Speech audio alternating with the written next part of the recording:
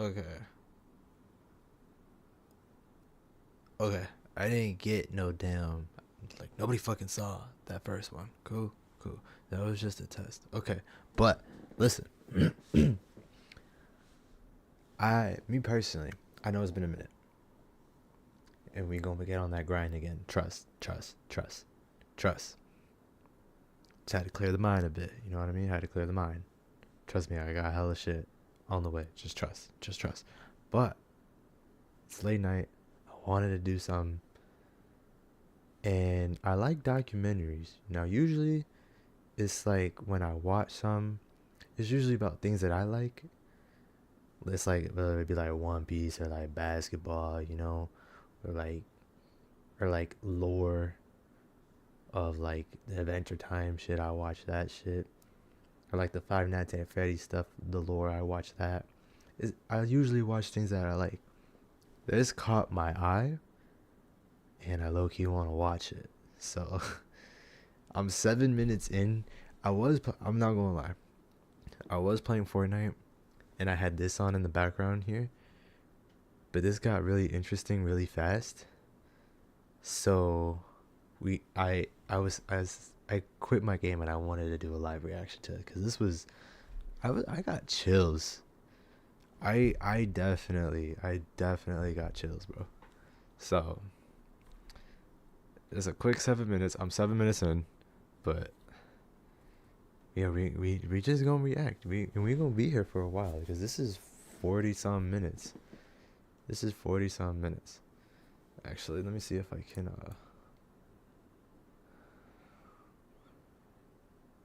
let's do this right. Let's do this up here. Yeah. Okay. Cool. We're gonna do that up here. And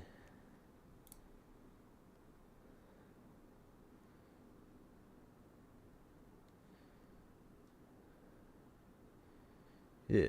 Cool. Cool.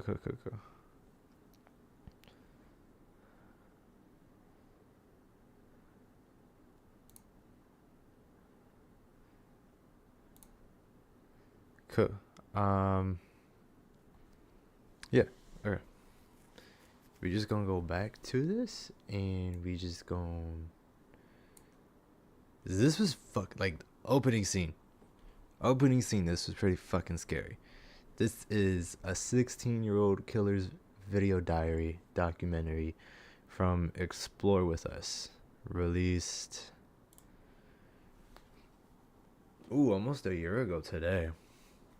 These people are mere amateurs I didn't even read this. Are mere amateurs compared to what we're gonna be. In today's true crime documentary, we're covering the lost tapes of the Scream Killers. Okay.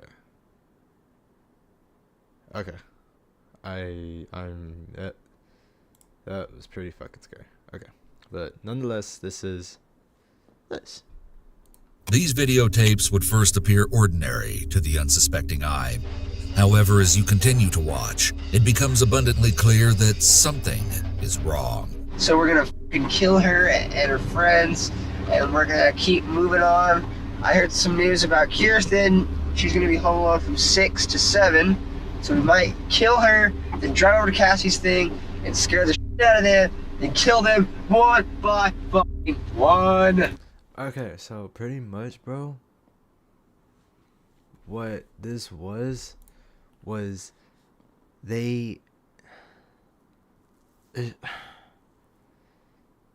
they had it set to be, bro, already by this was fucking insane. Like, insane.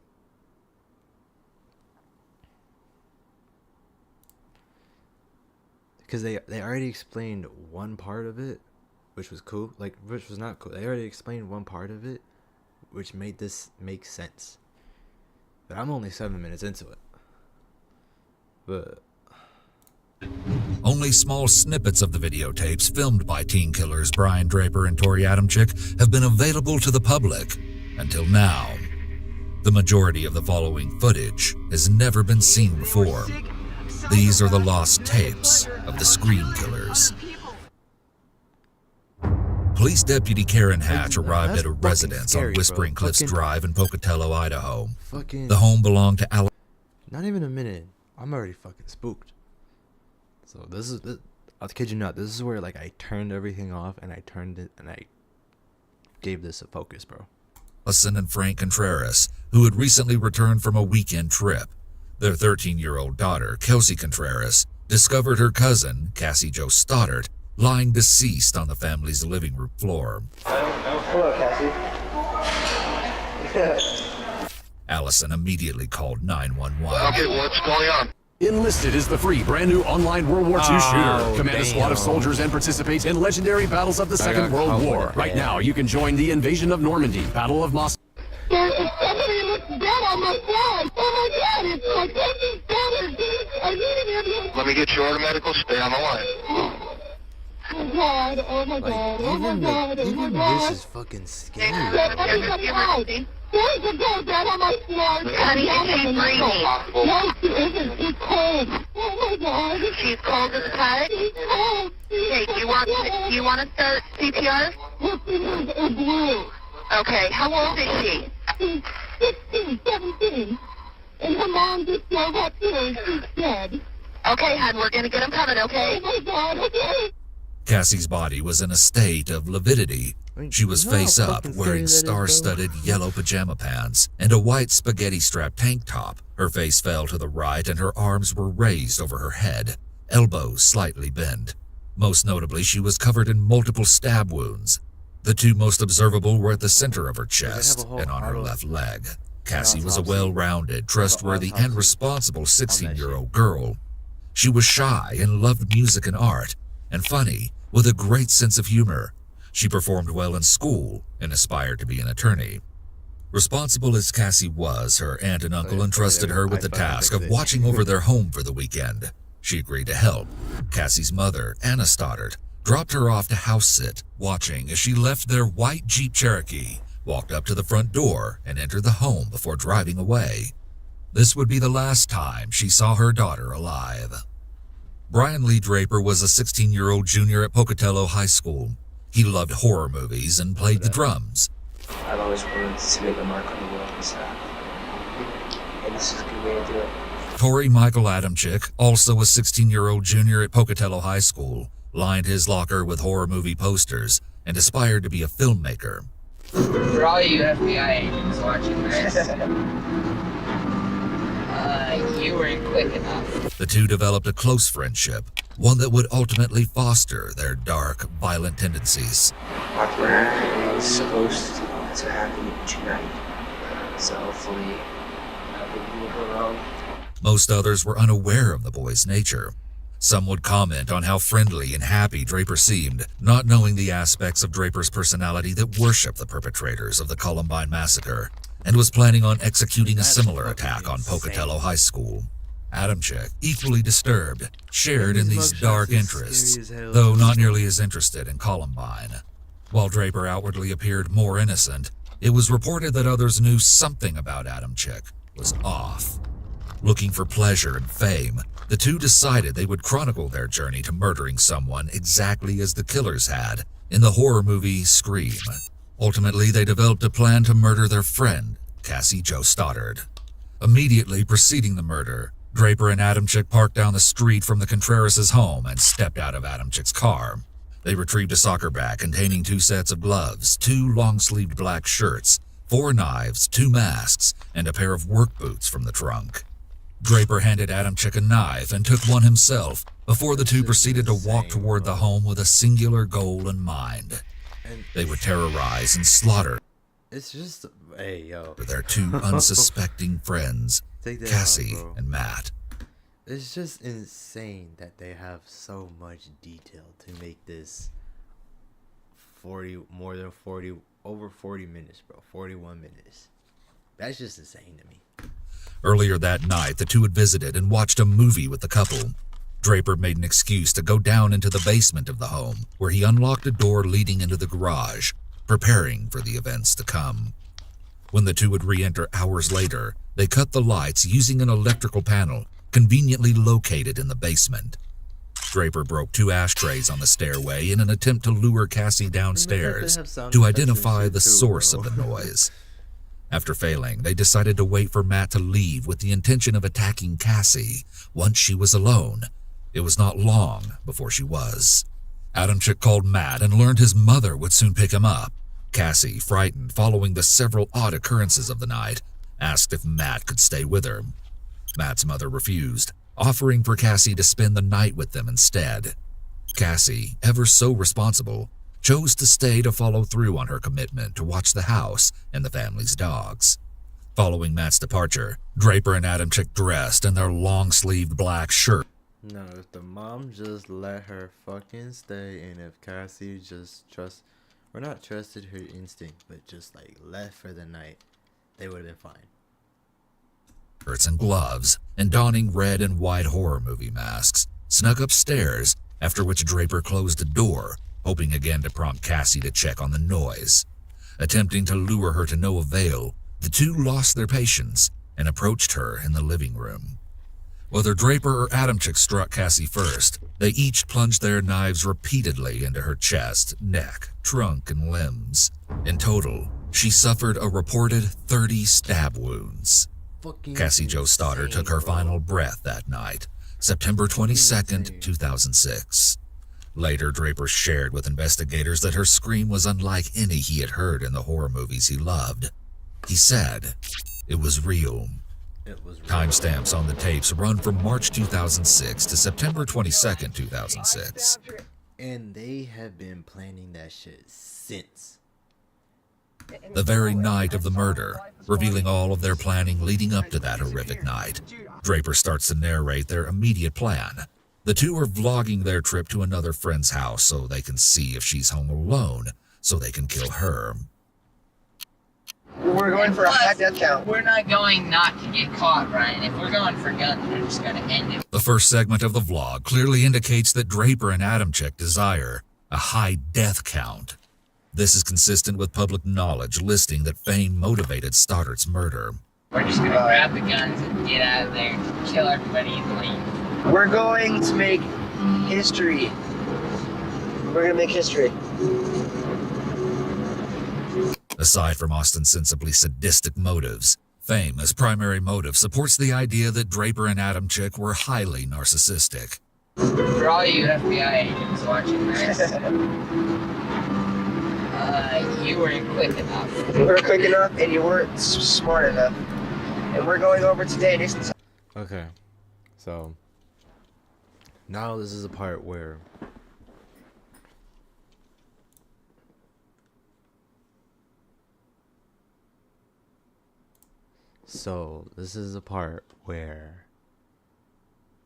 everything's gonna be like, I knew this part, but I just wanted to like be with y'all on it, but this is fucking insane, bro. I don't know what to fuck expect. Like, now I'm caught up. House. We're gonna go snoop around over there and try to see if she's home alone or not. Maybe she's home alone. Splat! She did. Don't put your humor into this, Ryan. I'm not putting humor into it. Adamczyk's reprimand of Draper's humor injection during the filming, plus Draper's quick deference, might reflect that Brian was overly submissive to Adamczyk. A subtle power dynamic characterizes Draper and Adamczyk's relationship, but it's unclear who holds more influence over the other. As we watch their plan unfold, consider which party... Those eyes, these eyes. It's these. He talked him into it because he looks like a follower. This guy, he said our plan, but it's really, I feel like it's his plan. Played the most significant role in determining Cassie's fate. Yep. People will die. Memories will fade. Memories will fade. I wonder what movie you got that from, Brian. Myself. That was myself. No wonder it was so lame. Okay, we're on our way, and I'll let you stay tuned. We're almost there. Dixon's house. It's clear out there in the pasture. We've already snooped around her house a couple times.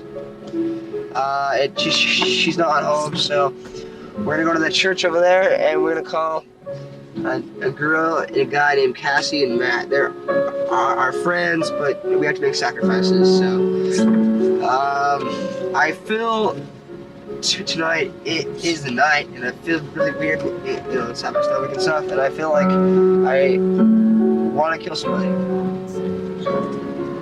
I know that's not normal, but what the hell? I feel we need to break away from normal life. How bright is this light?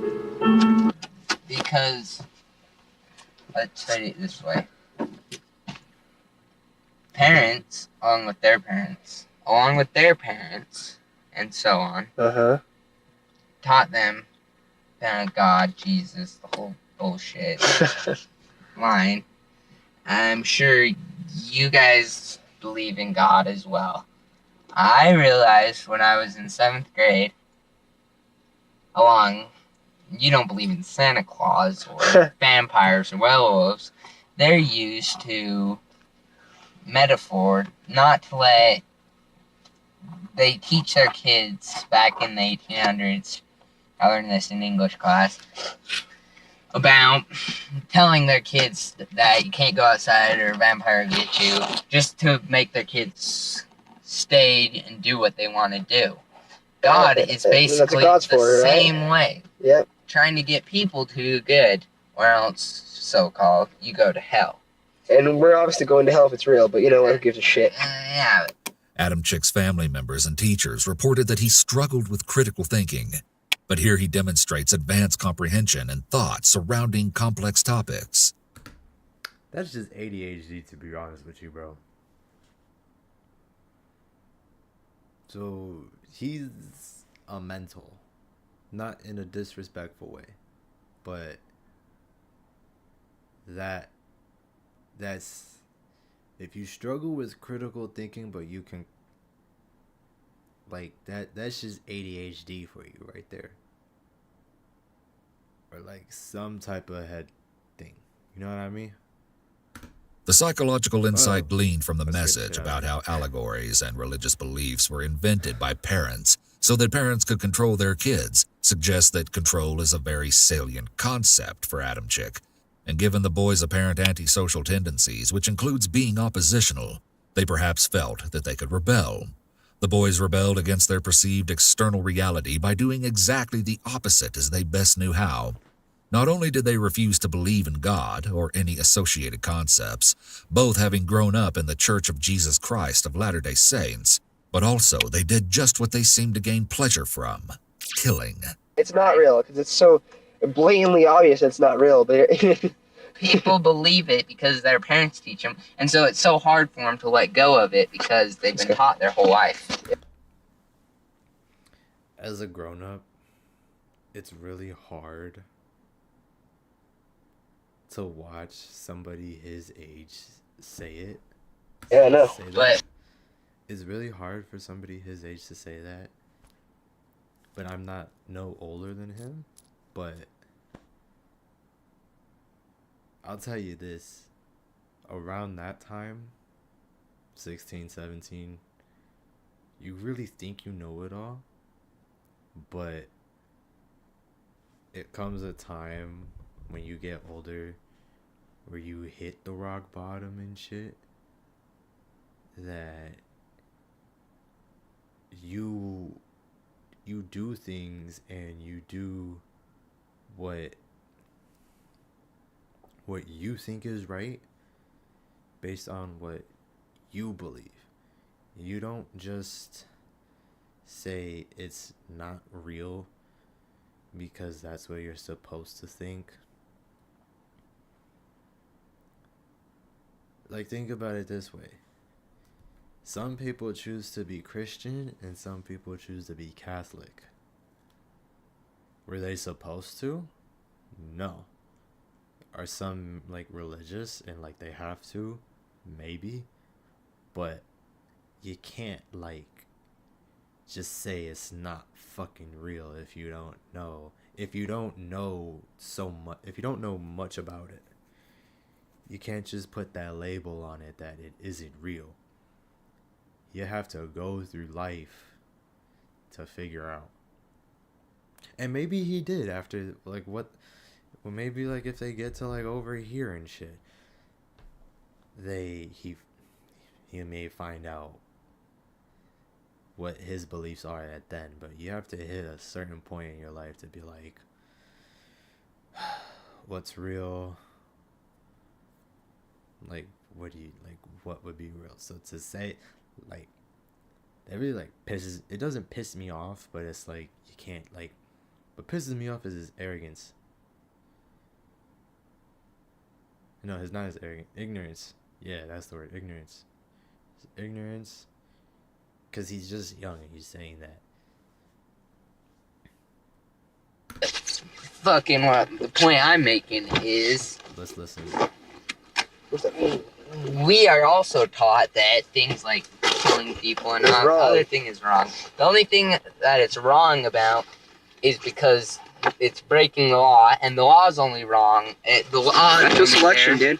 Because Natural selection. That's all I gotta say. there should be no law against killing people. I know it's a wrong thing, but hell, you restrict somebody from it, they're gonna want it more. Exactly. That's just dopamine. So he really watched all those scary movies and thought it was okay because it was in a movie?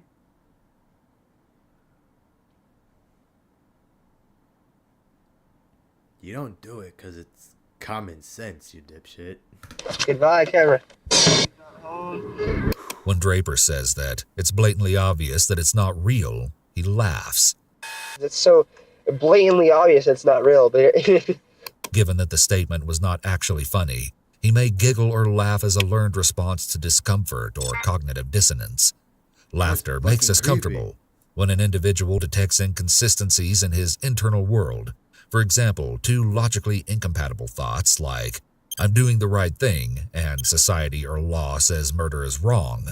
One mechanism posited by some classical social psychologists is that dissonance reduction is motivational. Bro, stop zooming in. According to Festinger's cognitive dissonance theory, cognitive dissonance is an unpleasant experience, and efforts to harmonize competing thoughts or thought behavior inconsistencies include conscious efforts to reconcile such dissonance. my friend's too pussy to go investigate. Turn here. Too smart. Why are you turning there, dude? It's faster. Okay. Now we're gonna go over to Cassie and Matt's house. If they're home alone, we're gonna. Cassie's house, Matt is there. That is there. Sorry. We're gonna go. We're gonna knock on the door. We'll see who's there. We'll see we'll see if their parents are home or not. If they're home alone, we will leave our way, and then we will come back in about 10 minutes. We'll sneak in through the door because chances are they're probably in Cassie's room. So we'll sneak in the front door. We'll make a noise outside, and Matt will come out to investigate, kill him, and it will scare the shit out of Cassie. Okay? Well, Sounds like fun. we'll stay tuned.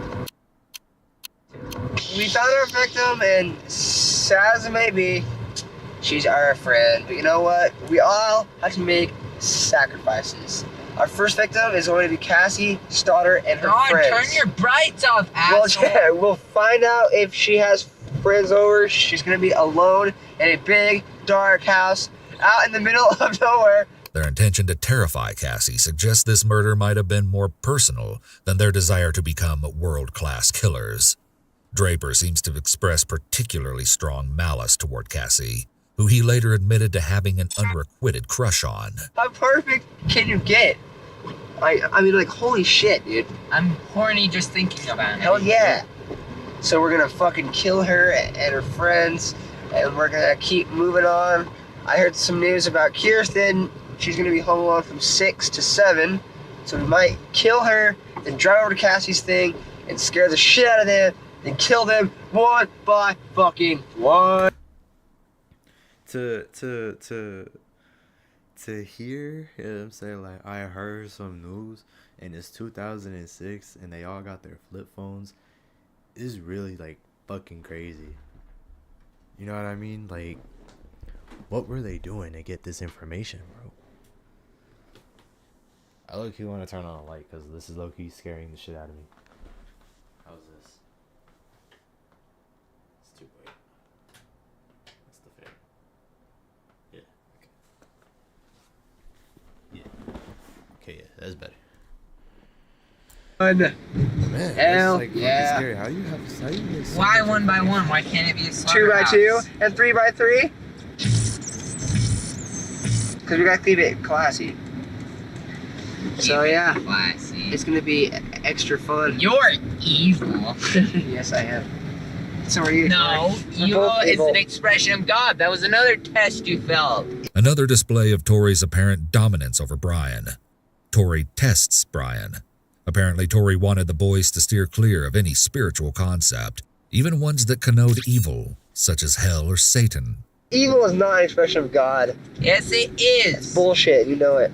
Evil of origin is a follower of fucking Satan. There is no Satan. Real? Then shut up. Then how are we supposed to express ourselves? Good and bad. We're bad.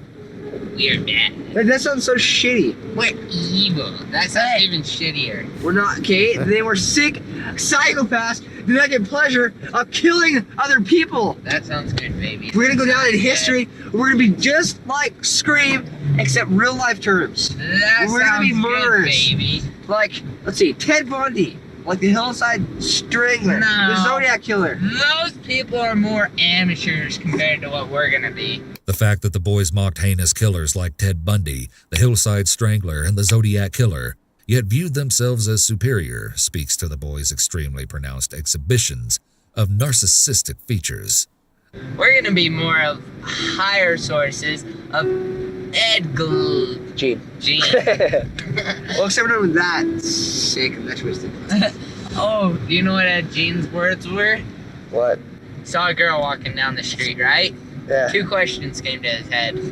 I could take her out, have a nice time with her, The killer. and show her a Get good her time, alive. charm the pants off her, or I wonder what her head would look like on a stick. Holy shit. That's creepy, Yes. huh? Holy shit. Among the 4 styles of humor, affiliative, self-defeating, self-enhancing, and aggressive, aggressive humor is most common in dark personalities. Draper and Adamczyk display aggressive humor here. Adamczyk references a quote spoken by Edmund Kemper. "When I see a pretty girl walking down the street, I think 2 things. One part of me wants to take her out, talk to her, be real nice and sweet and treat her right. The other part wonders what her head would look like on a stick." As a quote spoken by Ed Gein. Adamczyk misattributes this quote just as the main character in the film American Psycho does. Murder is power. Murder is freedom. Goodbye. I don't know. Hey, The tapes then start off the next day, the day of Cassie's murder. Man. The way that. That would, but I. Perhaps Brian wanted to show one more snapshot of his normal life when he made these series of recordings on the same tape. Draper's steps are intentional as he turns each corner into the echoing hallways with a singular mindset. He holds the camera low as he approaches Cassie, a predator stalking its prey. She stands alone by her locker. Hey, look, it's Cassie. Hey, look, I don't know. Hello, Cassie. I'm getting you on tape, okay? Say hi, please. Okay, see ya. Wait, have you seen Tori? He's supposed to meet me here at 7:30, and it's 8:19. He's an hour late. You don't even care, do you?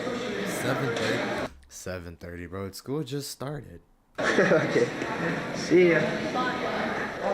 Draper immediately retreats to a bathroom and films his reflection, potentially self-conscious after his interaction with his future victim.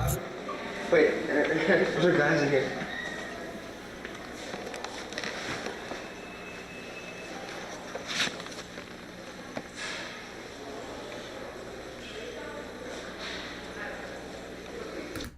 And the fact that they just let him tape in the middle of the school, bro.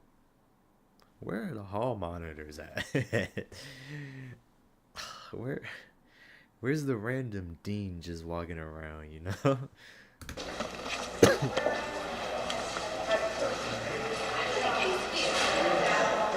He seems lost in the ebb and flow of overlapping conversation that surrounds him, walking alone, unseen and unheard.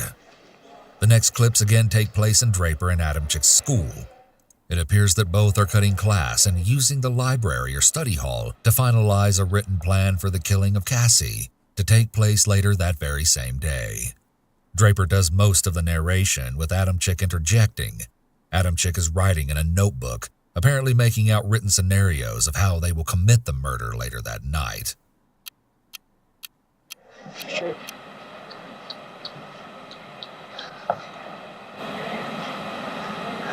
Three, September 22nd, 2006. We're skipping our 4th hour.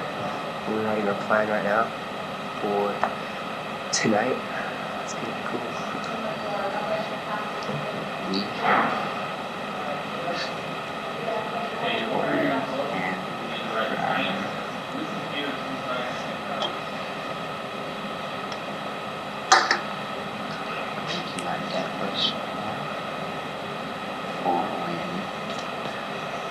Actually, tonight. She's watching us. He's still watching us.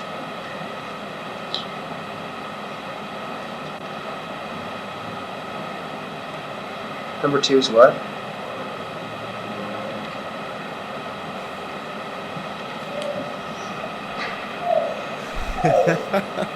A genuine smile reaches the eyes, and as Draper beams at the camera, we can see his smile is real. Adamchick follows suit. This is insidious insight into the minds of two teenage killers with intentions similar to Draper's idols, the Columbine perpetrators. We see behavior mirrored between the two pairs. In one picture, Harris and Klebold stand side by side, donning long trench coats, grinning from ear to ear as they load their guns. The FBI believed Harris was a boundlessly aggressive sociopath, and Klebold a vengeful depressive.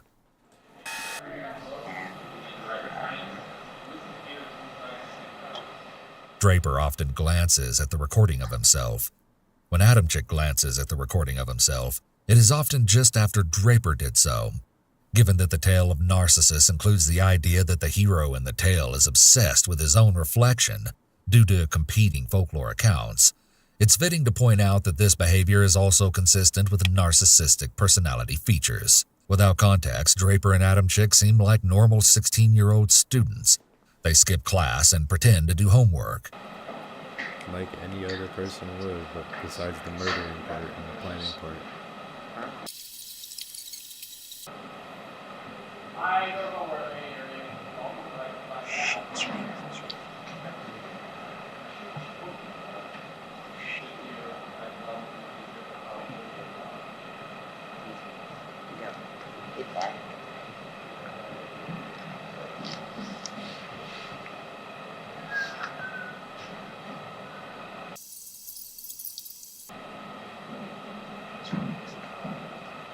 These are teachers right in front of us.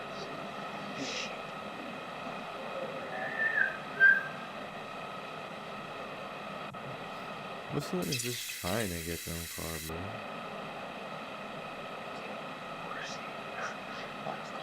Let's go.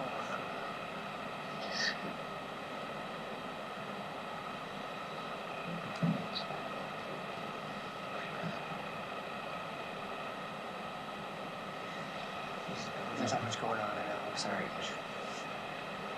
Their noticeably inconspicuous behavior seems like that pulled directly from the characters of a sitcom. Yeah, if you're watching this, we're probably deceased. So it's pretty creepy. I just thought of that. Whatever.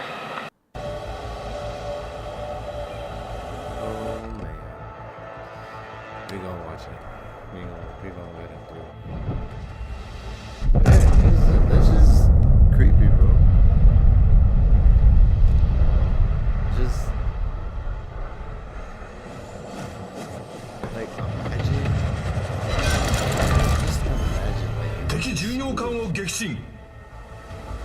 Like offer it the only kid with a fucking camera. That should like raise some like AOs, you know, around the school. And just to look in that kid's face, man. It should spark some. I probably went to school with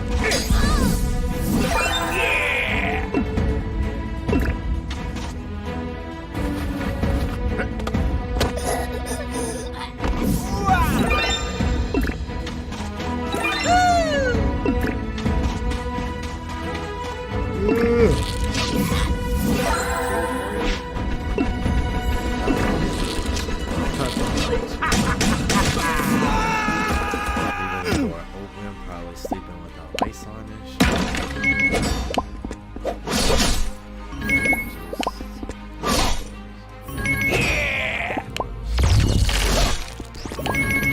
Bro, this is some scary shit. Did I make this a series?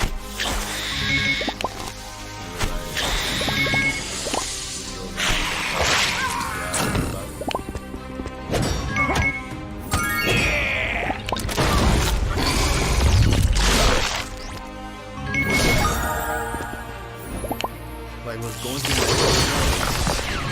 I'm tired. But I want to watch this.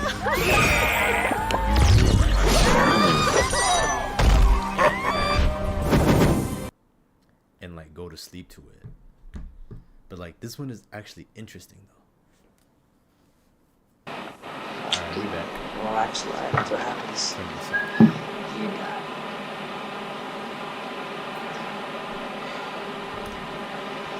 This documentary. Hold on. I need a water.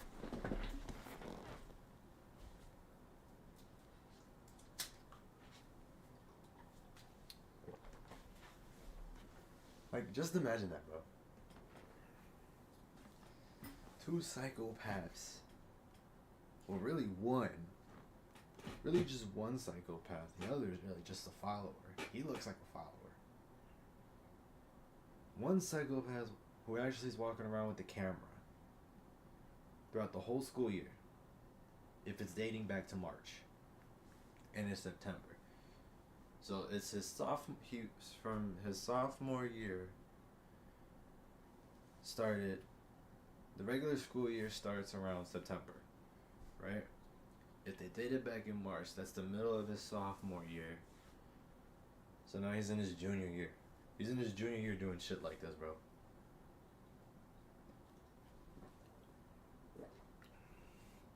I'll tell you what. I went to school with a lot of crazy motherfuckers, but they didn't have no fucking camera around. You know what I mean? Just some scary shit to even like some scary shit to even fucking think about, bro.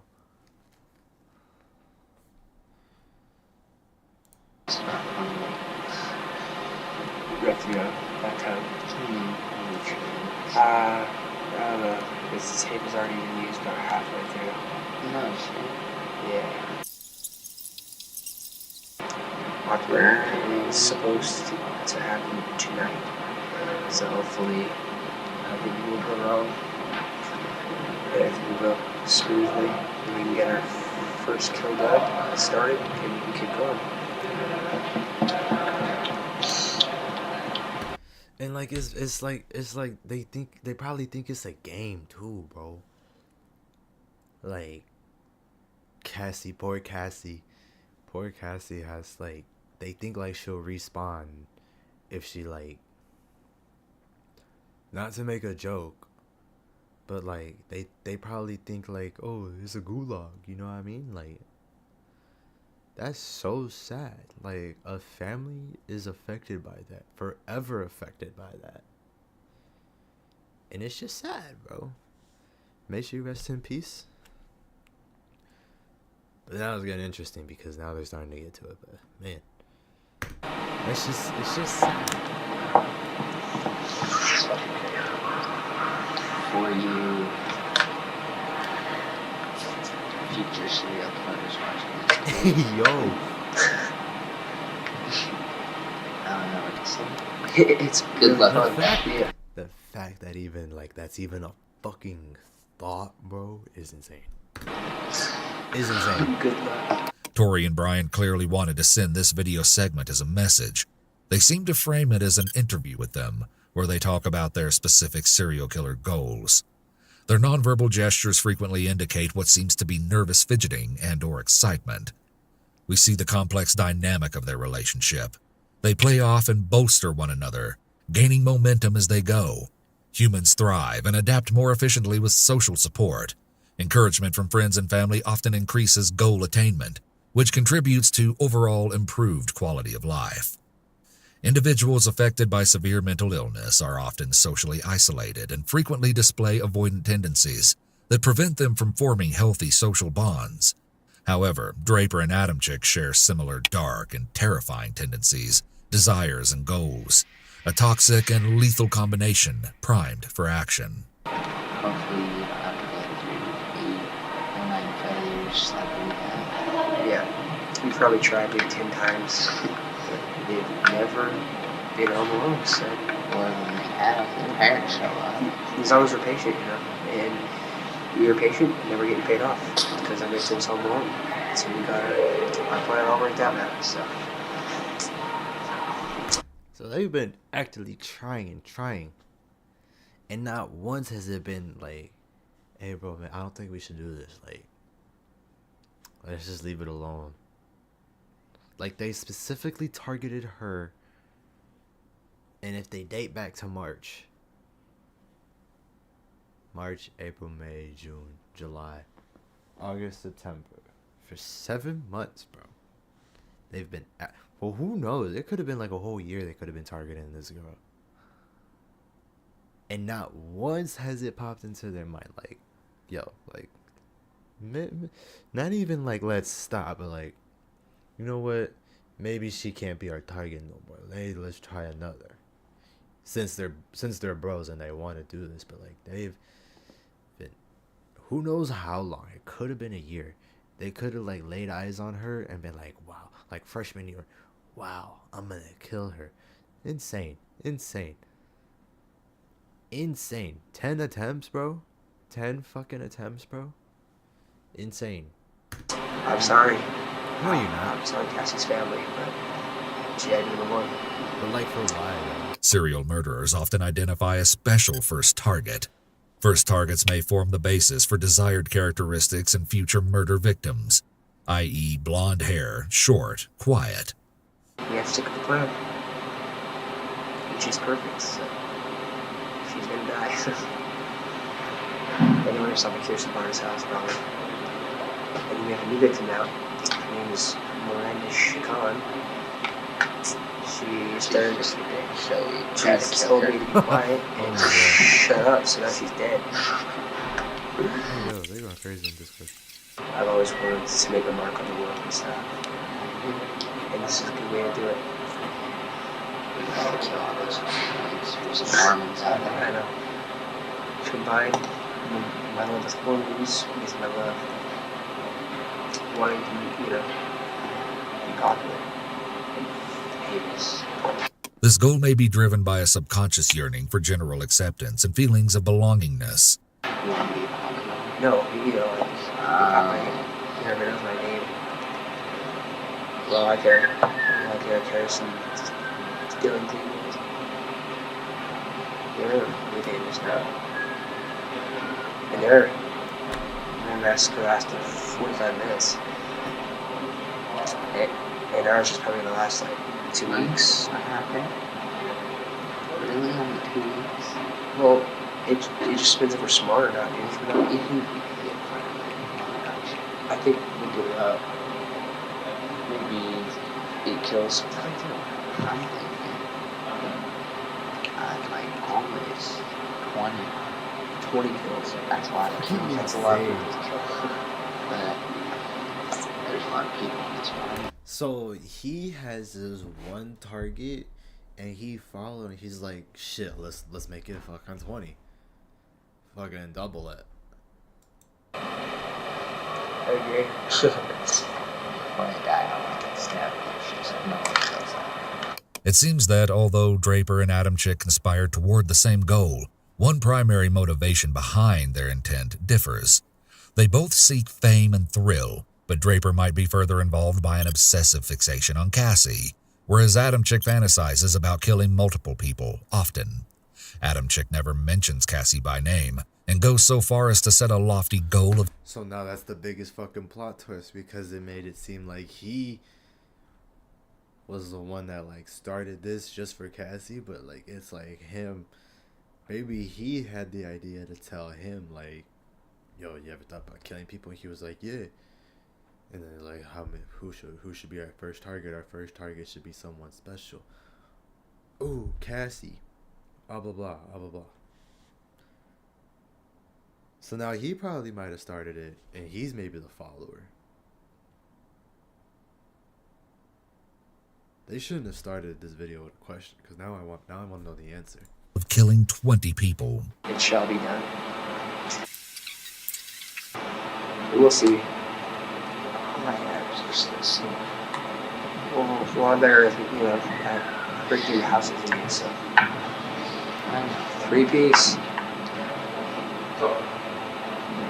Should you be in class? Sir? Well, we're thinking about documentary right now. Oh, I'm sorry. I just don't know. No, it's cool. It's cool. We're just documentary, you know, just for school. For school projects. I guess. Yeah, I guess you call it a project, right? Yeah. But what the hell are you guys doing? doing? Right, nice. Yeah, I suppose. Eve Online on Mac immerses you in a universe with thousands of star systems like never before. Follow a path of your own choosing and become a titan of industry.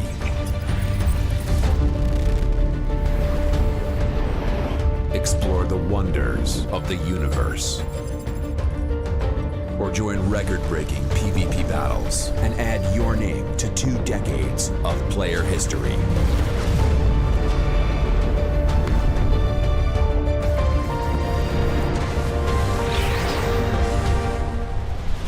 Play free and experience Eve on Mac the way it was meant to be. I just really want to know whose idea was it, because I thought it was Brian, the one with the camera. So how's it going? It's going pretty good. Are you playing soccer? Not this year. I decided to not play soccer this year. I have more important things to do. Much more. A lot more important. So, I'm not playing soccer. This implies that Draper and Adam Chick had been planning Cassie's murder before the beginning of the school. You could have just said, "Nah, I ain't got the time for it. My mom said I gotta focus on school." Could have been as simple as that, bro. As a bad kid, I won't say I was a bad kid. I just didn't fuck with school. But when I had to get shit for school, and then the friends was like, "Oh, you're not gonna do this?" Nah, my mom's on my ass. That's all you had to fucking say, bro. That's all you had to fucking say. School year, Adam Chick had called a friend on August 31st, 2006, to ask for help purchasing knives under the guise of wanting to start a collection. They would use them to kill Cassie less than a month later. And you're on JV, I think it. Really? You're on varsity? Importantly, as Draper fearlessly navigates the conversation, he displays little to no signs of anxiety or fear, calling into question his anxiety diagnosis. Remember this as we progress. Does Draper exhibit signs of anxiety, aggression, anger, or sadness? From the take-control behavior he displays here, we could infer that Draper is the primary instigator or the ringleader, but the evidence is conflicting. I'm supposed to So I go to the game tomorrow. I might not go. What game? Foosball. You want to go? I go with my grandpa. That's right after he eat. So. Is this? So you take some more classes? No. Just not playing soccer. I know. It's terrible. What the hell are you doing? Go behind our camera now. For all you viewers, this is the three-piece and biscuit. Three-piece and biscuit. Inside joke. That's his name, man. And he plays foosball. And he stopped to say hi. What the fuck? Okay. Yep.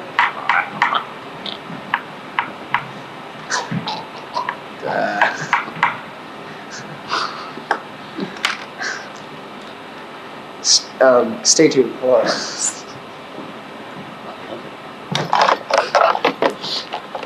Their well-meaning classmate feigns choking, a perverse and ironic foreshadowing of the death that would occur later that night. Whoa, okay. So now things got spicy, huh? Oh shit, wait, I totally forgot to put this back up.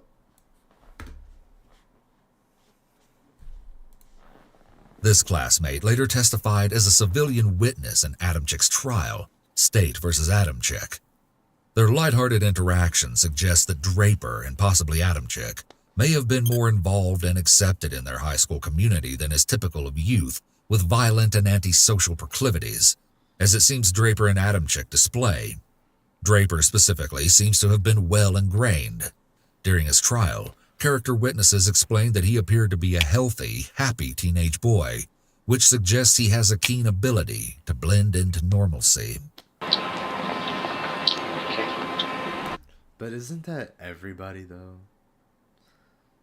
Everybody's normal, healthy, happy, regular schmegular Joe. But it's until you get to fucking know the fucking psychopath, and now everybody's a fucking psychopath. Don't get it fucked up. Everybody's a fucking psychopath. Until you get to know the motherfucker. The motherfucker's crazy as shit. I'll tell you what. If you know me, you know I got a lot of shit going on. But I use the video games. I use this. This is what I've been wanting to do. Had a lot of shit on my mind. A lot of shit on my mind. A lot of demons, I'll say. A lot of demons on my mind. But I fought through it. Fought through it with a prayer. We all good now. But besides the point. Once you get to know the person, they're not regular, happy, and healthy. Like, just the look on that boy. Dang. That boy looks scary. But excuse me. But he could have a nice side, and it's probably just like his the start of his side hustle. You never fucking know. Consumers, Saturday comedians. Okay, we're back. Sorry for that everything, but that's kind of not planned, but, you know, shit happens. You sound complicated. Sorry for that little thing.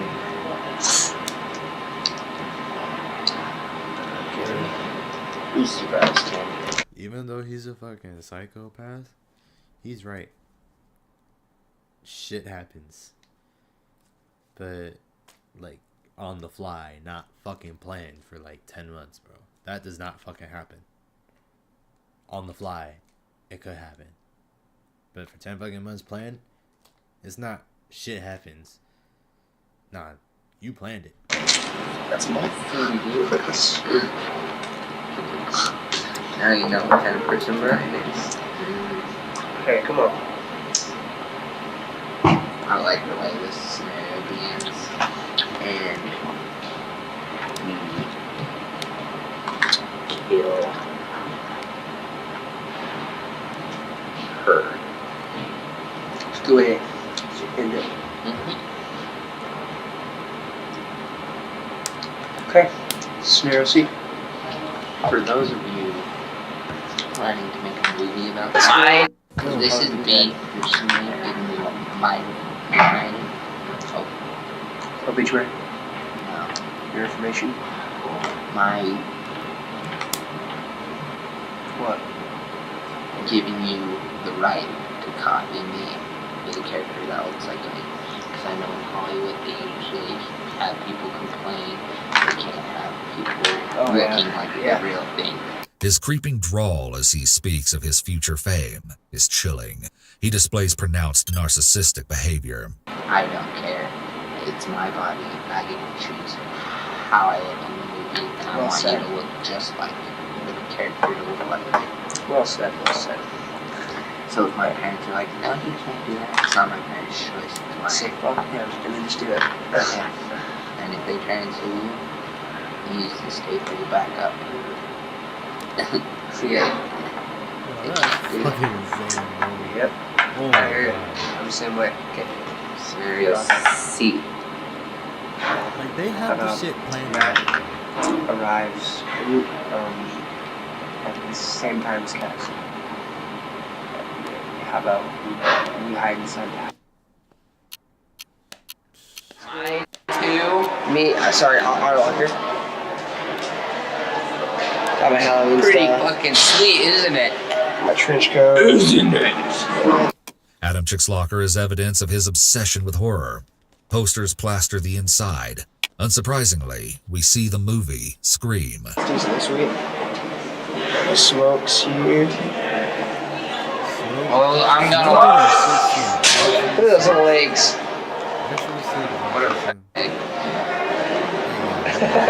Let's go. Okay, those are his chicken legs.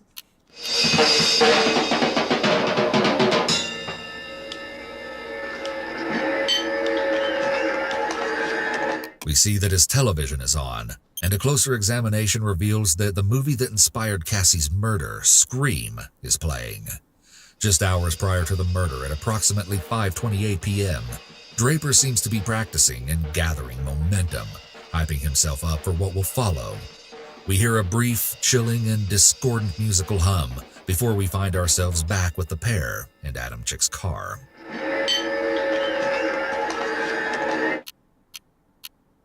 We're here in his car. The time is 9:50, September 22nd, 2006. Unfortunately, we have the grueling task of killing our two friends. And they are right in that house just down the street. We just talked to them. We were there for an hour. But We checked out the whole house. We know there's lots of doors. There's lots of places to hide. I locked the back doors. It's all locked. Now we just gotta wait. And we're really nervous right now, but we're ready. we're listening to the greatest rock band We've ever, waited for this for a long time. Pink Floyd, before we commit the ultimate crime of murder. We waited for this for a long time. A long time. We'll stay tuned. Did you know that you could get $50,000 to over You even more $150,000 of investment capital That's just at scary. 0% interest rates to fund any business or investment that you They want? have it so That's right. You could detailed. quickly and easily access Says $50,000 to over $150,000 of free money in less than 30 days to invest in guaranteed businesses and investments, all without having to risk your own cash or credit. And this is even despite all the craziness that's going on in the economy right now. It's true. There's a little known funding hack only used by the wealthiest investors in America right now called 0% interest funding. And 0% interest funding is exactly what it sounds like. It's free money that comes without any interest that you That's can use to actually invest insane. into businesses or investments to generate passive income. And this allows you to take advantage of That's investment just insane, opportunities you bro, want to that pursue without being limited by the money that you have It's saved so up detailed. or being forced to pay interest I and wouldn't fees think to of credit it cards this or risky way. business loans. And in a very short time frame, often in less than 30 days, you can access this abundant amount of capital. If that sounds interesting to you, click on this ad. I'll show you exactly how it works. Otherwise, you can click skip on this ad. So my name is Andrew Mbesi, and I didn't create my income streams overnight, and certainly didn't get any handouts in the beginning either. Just like most people, I had to build my streams of income the hard way, until I learned how to use 0% interest funding. And that's when I became no longer limited by capital to scale my investments or rely on banks and investors to profit a bigger piece of the pie for myself. Since I learned about this funding hack, I've obtained over $250,000 of 0% interest funding in less than 12 months. And now that makes me passive income upward of 7 figures per year, all without requiring a penny of my savings. And after I found success with this funding hack, I worked with hundreds of other people one-on-one and showed them how to successfully implement this strategy to fund their properties, stock and crypto investments, and business investments to net even bigger returns than they could have obtained on their own by backing them with a guarantee of $100,000 minimum of 0% interest funding while working together. Now, for the first time ever, I'm sharing exactly how you can unlock the secrets of 0% interest funding for yourself. And this is something that only the wealthiest investors in the world know about, that allow them to become more wealthy and blow past the average investor. I'm not going to be doing this forever, so I invite you to my free workshop today to learn exactly how you can do this. You can click on this video to learn more. And no, this isn't some hour-long webinar where you're asked to buy something at the end. I put this together because I'm tired of watching everyday people, just like you and I, get ripped off. This workshop will allow you to learn the secrets the big funding companies, online gurus, and wealthiest investors in America don't want you to know. Because they're afraid if you knew this information, you'd become too powerful and would overthrow their businesses. Sounds crazy, but honestly true. They wouldn't exist if you knew the secrets that they sell to their clients. So today, I won't be doing this forever. I'm unraveling all of the secrets for free. So click the link in this video. You won't want to miss your chance to learn this funding hack that so many people don't want you to know.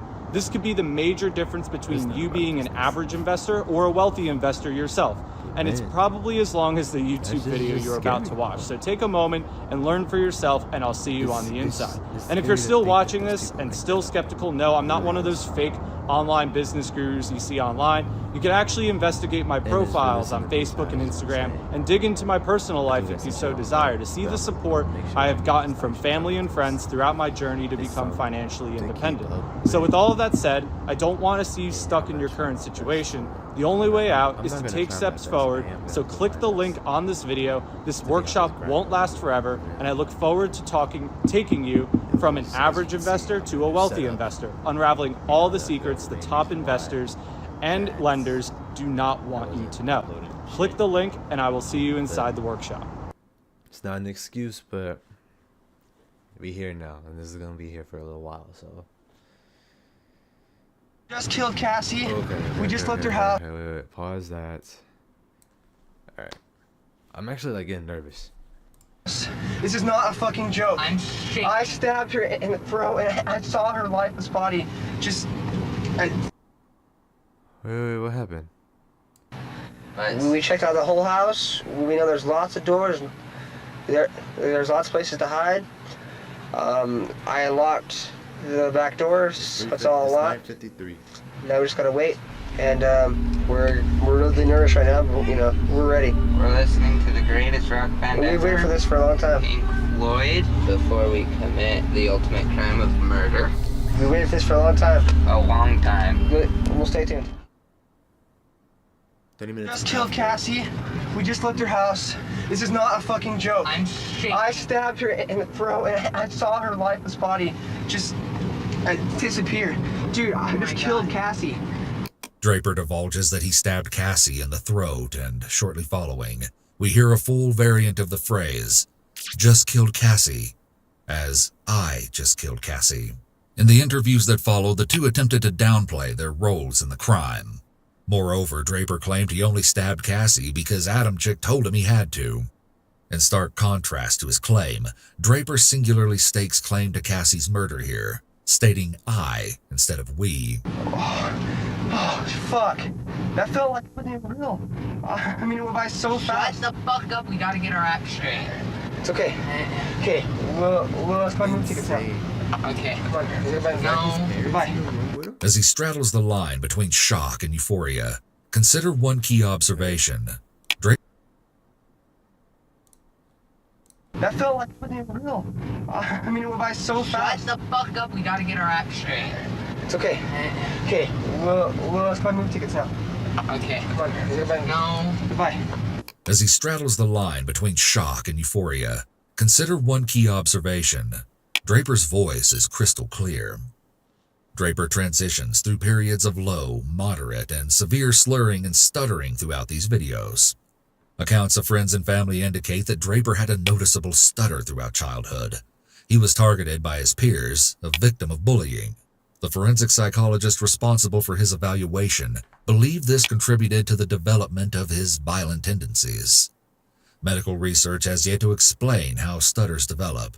Generally, their cause is believed to be a complex mix of biological, psychological, and environmental factors. Childhood trauma is often associated with stuttering and may lead to long-term deficits in speech. I won't lie, I deal with a little stutter time to time. Y'all may catch it. It happens. Words are hard. I'll give him that. Words are hard. But that's also part of like dyslexia and shit. Brain structure and genetics, often determinants of mental illness, may also play a role. Individuals who suffer from serious mental illness are more likely to experience problems with cognitive processing that lead to speech impairment. Draper stuttering is a distinct, mysterious characteristic. In this intense moment of heightened arousal, he does not stutter once. I guess your eyes were up, your chest was moving. I thought it was like this. I thought it was joking, like, yeah, it's joking. They're trying to, he's trying to spot her and it look fake at all. And he said, we have to kill her. I can't believe I did this. And he said, we have to kill her. And so we stabbed it out of the way. And then he just kept, I heard it go in. I heard his chest, like, pound on the chest. It was supposed to happen. It was supposed to be a joke.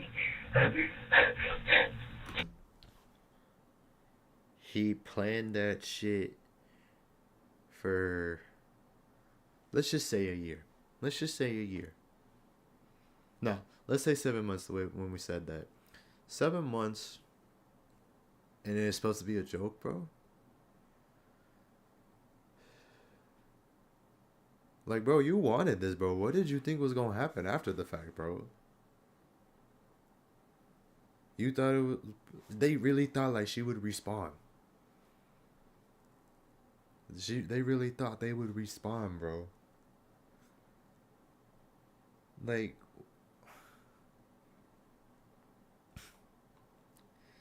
What? You can't be crying if you've been planned. If you've been planned, you had 10 attempts.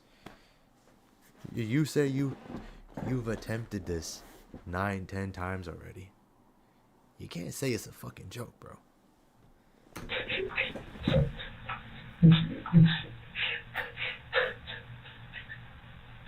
So sorry. We just killed Cassie. We just left her house. This is not a fucking joke. I'm shaking. I stabbed her in the throat and I saw her lifeless body just disappear. The two were sent to Idaho State Correctional Institution following their initial convictions and remain set to live the rest of their lives in prison.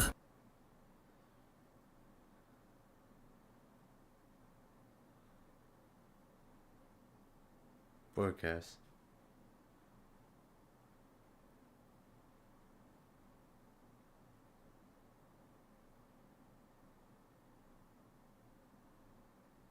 Alright, but that's just scary.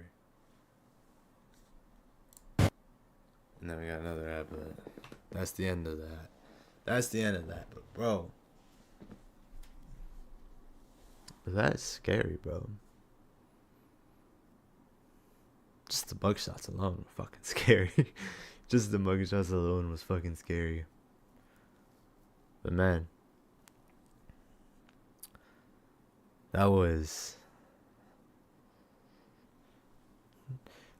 it wasn't like the spookiest thing ever, but it was like, bro, I've never seen that before. Now I gotta be on TikTok for a while and like get the nerves out. This is exactly like how it be on TikTok too. You just scroll and then you find like the documentaries and shit, or like the spooky slides, or pictures that don't even seem real, you know? Those things, that's pretty fucking spooky. This was spooky itself, but it wasn't that fucking